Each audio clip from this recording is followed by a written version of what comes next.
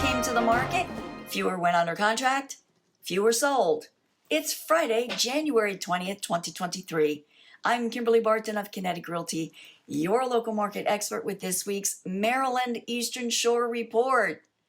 You need to know what the local market is doing, so be sure to subscribe for weekly updates.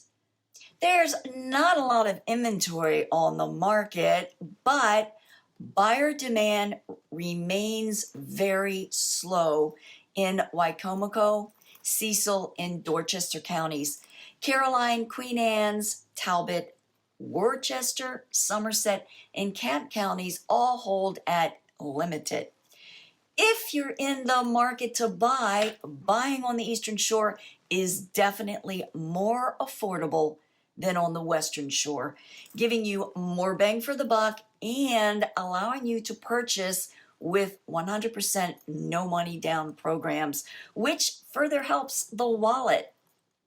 This week, available homes fell to 1,103 homes for sale. While only 70 homes came on the market since last report, 50 homes are coming soon, which is up a smidge, but not enough to impact the limited inventory.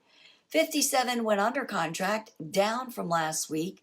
65 properties went to pending, which is also down. 62 properties sold with a median sales price of $357,450 in just 16 days. The highest priced home to sell was this waterfront in Easton for $3,295,000.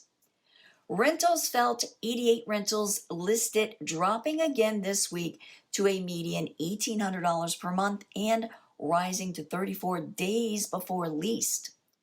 Is there a move in your plans for 2023? I can help, so let's talk. That's a wrap for this week's Maryland Eastern Shore Report for Friday, January 20th, 2023. Thanks for tuning in. Until next week, stay safe.